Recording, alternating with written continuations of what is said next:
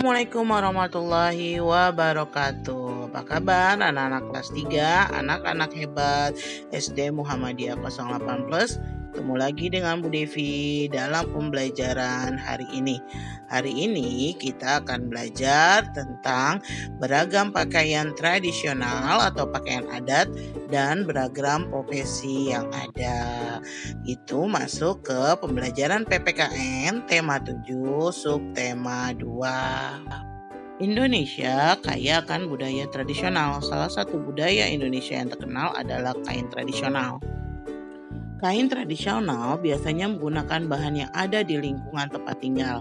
Warna kainnya berasal dari bahan alam dan umumnya dibuat secara tradisional, yaitu di tenun tangan. Kain adat yang paling terkenal adalah batik. Batik ditemukan hampir di setiap daerah, namun dengan ciri yang berbeda-beda. Batik ini merupakan pakaian nasional kita. Di Indonesia, sebagai rasa syukur kita terhadap kain adat, bangsa Indonesia memperingati Hari Batik Nasional yang jatuh pada tanggal 2 Oktober.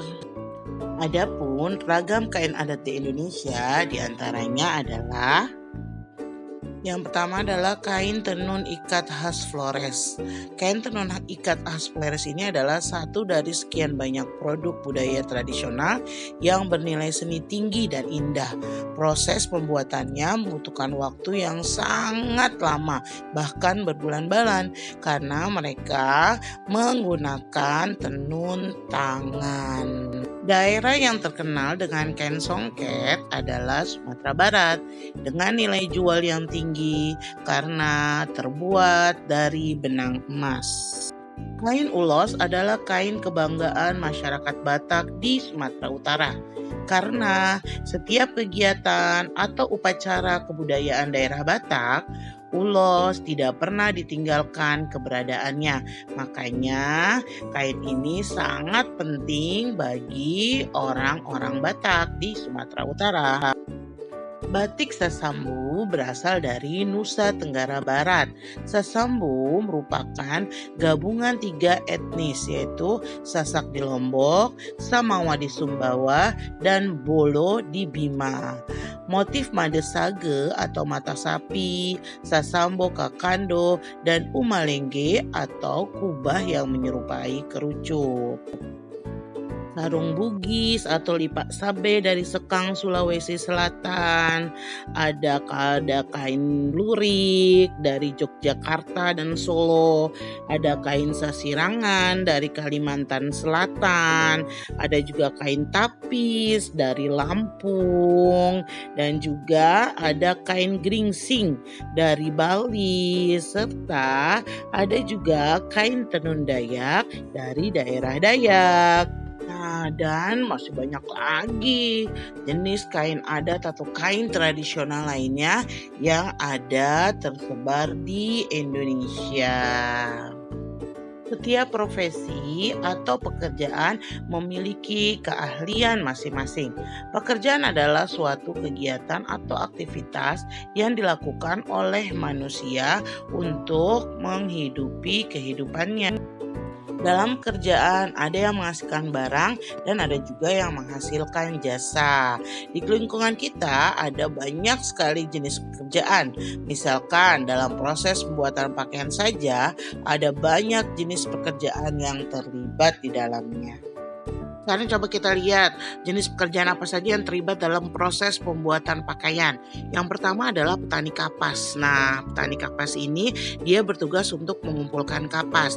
Dan juga ada juga para peternak domba yang bertugas untuk mengumpulkan bola domba. Dan ada juga para peternak ulat sutra yang akan bertugas mengumpulkan kepompong sutra dari ulat sutra. Nah, setelah bahan dasarnya sudah terkumpul, maka yang terlibat yang kedua adalah para pemintal. Dia yang akan menghasilkan, yang bekerja menghasilkan dari bahan dasar itu menjadi sebuah benang. Setelah itu, setelah benang dihasilkan, benang itu akan membutuhkan para pekerja penenun yang menenun benang ini menjadi kain. Setelah itu, kita membutuhkan seorang desainer yang membuat pola pakaian. Setelah pola dibentuk lalu digunting, Setelah itu kita membutuhkan penjahit yang akan menjahit semua pola-pola itu menjadi sebuah pakaian. Keberagaman pekerjaan tidak hanya pada proses pembuatan pakaian saja loh, masih banyak lagi pekerjaan yang lainnya. Antara lain adalah 1. Guru, tugasnya mengajar. 2. Polisi, menegakkan hukum dan memberikan perlindungan.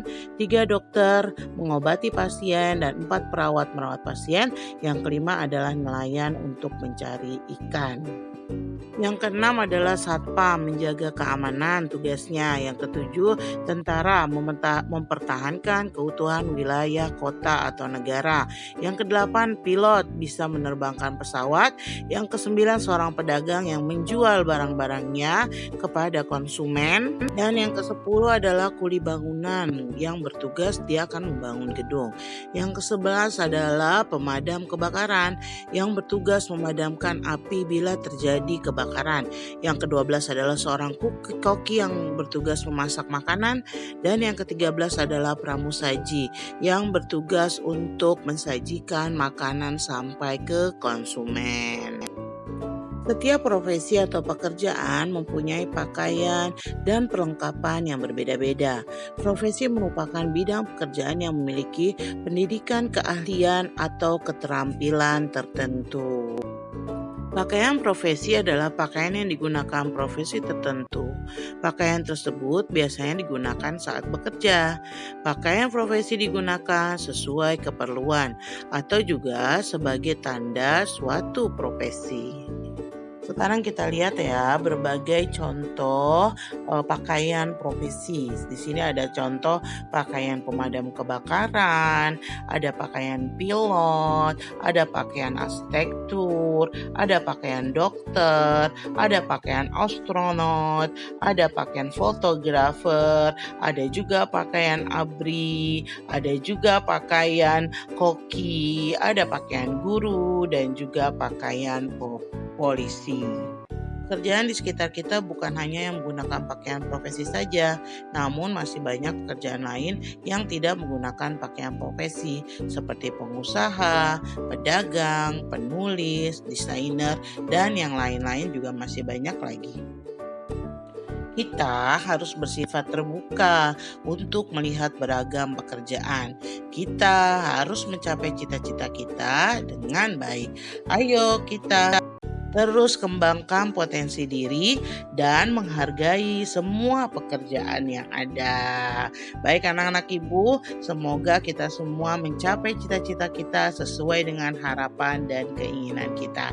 Cukup sekian pembelajaran hari ini anak-anak. Terima kasih telah mengikuti pembelajaran Bu Devi pada hari ini. Tetap jaga kesehatan, jangan lupa tugasnya dikerjakan lalu kirimkan berupa foto ke GCR.